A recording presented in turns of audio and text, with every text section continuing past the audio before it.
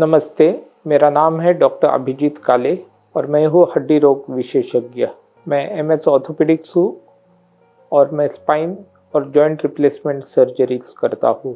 मैं अटैच हूँ SL Raheja Fortis hospital Mahim Mumbai में और आज मैं आपसे बात करने वाला हूँ old age related orthopaedics problem के बारे में।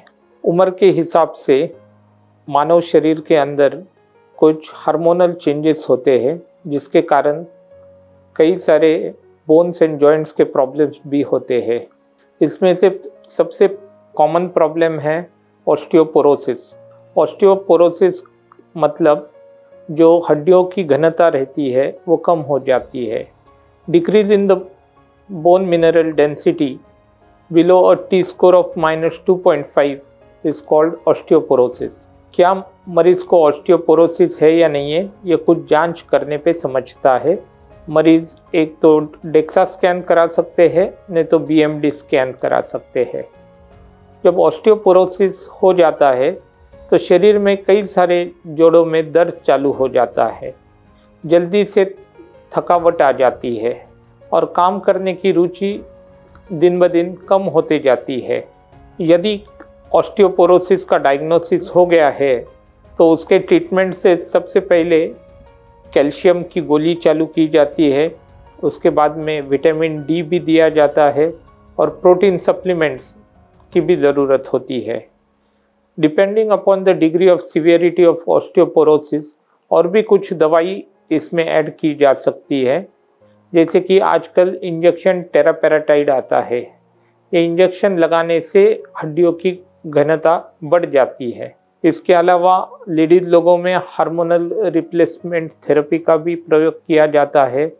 कैल्सिटोनिन नामक एक हार्मोन रहता है शरीर में, जो इंजेक्शन फॉर्म में नहीं तो नेजल स्प्रे के फॉर्म में आता है, इसका भी प्रयोग किया जाता है। इसके अलावा एक बिसफॉस्फोनेट नाम के ग्रुप का ड्रग्स है। ये हफ्ते में एक बार या महीने में एक बार गोली के रूप में या इंजेक्शन के रूप में साल में एक बार लिया जाता है। इससे मरीजों को काफ़ी फ़ायदा होता है। दवाइयों के अलावा मरीजों को ध्यान रखना चाहिए कि उन्होंने खाने में भी कैल्शियम, विटामिन डी और प्रोटीन्स जिसमें ज़्यादा हो ये चीज़ें लेना चाहिए। जैसे कि प्रोटीन्स नॉनवेज में ज़्यादा होता है, अंडा, चिकन, मटन, मच्छी। उसके अलावा प्रोटीन्स क्लास 1 प्रोटीन्स वेज में सोयाबीन में या पल्सेस में भी पाए जाते हैं। कैल्शियम और विटामिन डी ज़्यादा प्रमाण में सारे दूध के पदार्थ में मिलते हैं। उसके अलावा ये पालक में ज़्यादा रहता है।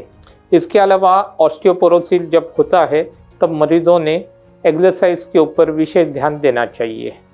दूसरा प्रॉब्लम है ओल्ड एज का, वो है ऑस्टियोआर्थराइटिस। ऑस्टियोआर्थराइटिस यानी धीरे धीरे जो सांधा है वो घिसने लगता है और घिसने के कारण जो सांधे की रचना है, पैर की रचना है, ये जो वाल्गस रहता है ये चेंज होके वारस में जाता है। एक बोइंग ऑफ द लेग्स का निर्माण हो जाता है। अगर एक्सरे करेंगे तो समझ में आ जाएगा कि क्या आपको ऑस्टियोआर्थराइटिस है क्या नहीं। Depending on the stage of osteoarthritis इसकी ट्रीटमेंट डिसाइड की जाती है। ऑस्टियोआर्थराइटिस अगर अर्ली स्टेज में है तो यूजुअली गोलियों के साथ पट्टे या ब्रेसेस दिए जाते हैं। थोड़ी फिजियोथेरेपी का भी प्रयोग किया जाता है और ज़रूरत पड़ने पे कुछ सांधे के अंदर इंजेक्शन दिए जाते हैं, जैसे हाइल्यूरोनिक एसिड का इंजेक्शन हो। इसके अलावा अगर एडवांस स्टेज ऑफ आर्थराइटिस हो गया होगा, अगर नी आर्थराइटिस होगा तो फिर उसके लिए टोटल नी रिप्लेसमेंट यानी सांधारोपण शस्त्रक्रिया का भी प्रयोग किया जाता है। अगर हिप जॉइंट में आर्थराइटिस हो तो वहाँ पे भी हिप रिप्लेसमेंट सर्जरी की ज़रूरत पड़ सकती है।